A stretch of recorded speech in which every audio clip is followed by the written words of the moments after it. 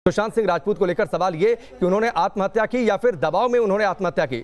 सुब्रमण्यम स्वामी जी हमारे साथ जुड़ चुके हैं, भारतीय जनता पार्टी के वरिष्ठ नेता और राज्यसभा सांसद। बहुत बहुत स्वागत है स्वामी जी आपका न्यूज नेशन पर।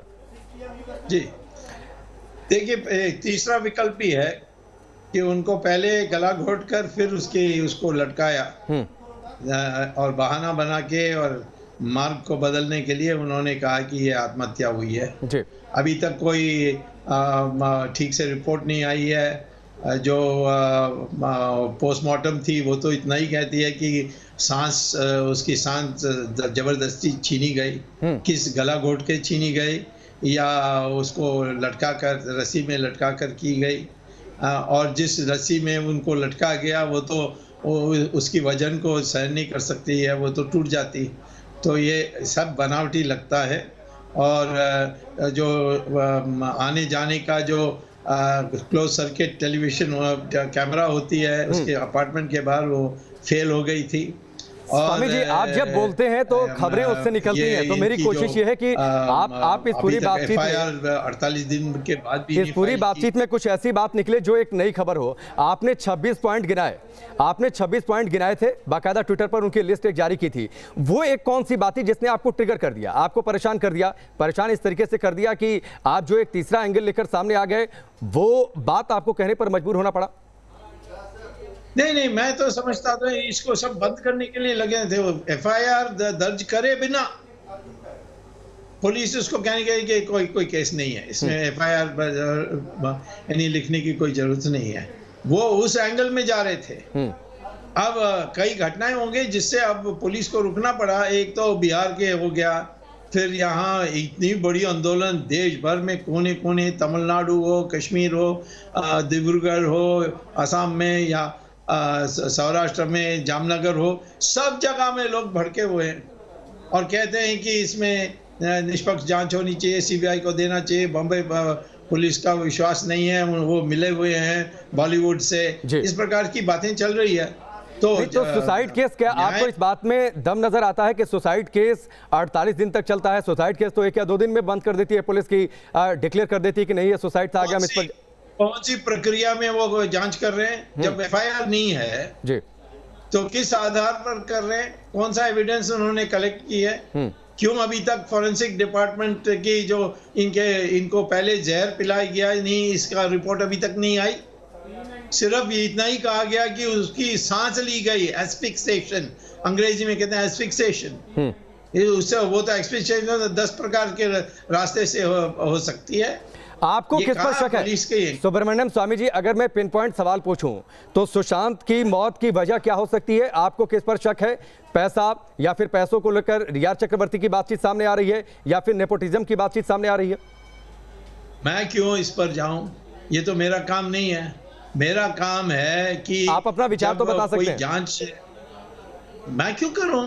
मैं तो ये इसमें मुझे मेरा समय बीतना नहीं लगाना पड़ेगा इसके लिए कि कौन किसने किया, किसका है।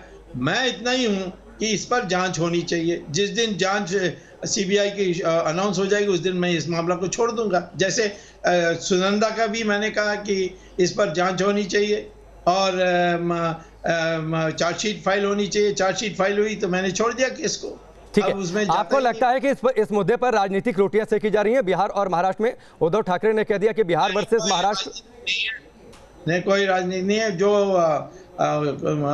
जो नीतीश है वो ठीक कर रहा है और उद्धव ठाकरे भी ठीक करता, पर तो वो गठबंधन में है और गठबंधन के लोग दादाओं के साथ, जो बॉलीवुड में है दादा, उनके साथ मिले हुए हैं।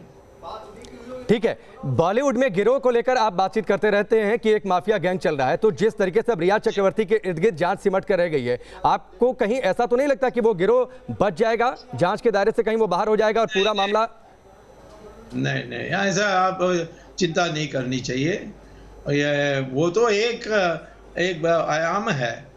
अब एनफोर्समेंट डायरेक्टरेट तो सिर्फ उसकी नहीं कर रहे हैं, उसके आधार पर और हॉलीवुड बॉलीवुड में क्या क्या मनी लॉन्ड्रिंग चल रही है, यानी जो काला को साफ और सफेद और सफेद को काला बनाने के लिए बात चल रही है। और भी जो लोग हैं उसमें लाए जाएंगे जिसको मनी लॉन्ड्रिंग कहते हैं। मनी लॉन्ड्रिंग बहुत बड़ा अपराध है हमारे कानून में।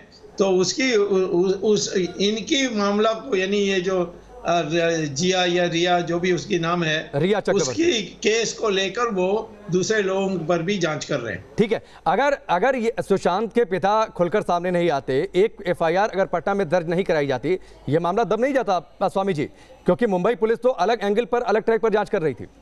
वो दब नहीं सकता, क्योंकि जो चाहने वाले लोग हैं, जो प्रशंसक हैं, ये सुशांत के, वो अभूतपूर्व हैं। उनका जो जीवन है उसी से उनका नाम बना है कि वो पढ़े लिखे थे। कॉम्पिटिटिव एग्जाम में 7वां नंबर में आकर के दिल्ली इंजीनियरिंग कॉलेज में एडमिशन मिली। वो फिर बड़े लेक्चर्स दिए थे लड़कों को यूनिवर्सिटीज़ में, जिसमें फिजिक्स में, स्पेस में, अनेक चीज़ में उसने, यहाँ तक कि अपनी जो पैसा उसने बनाई उसमें चंद्रमा में भी एक जगह खरीद लिया था, जमीन उसके नाम से। तो इसको ये एक पढ़ा लिखा जो सिनेमा में आया, क्योंकि वो लफंगा था इसीलिए सिनेमा में आया, ऐसा नहीं है। ये पढ़ा लिखा था, इसको दिलचस्पी थी तो आया, और 3-4 फिल्में में बहुत चमका, और अकेला था।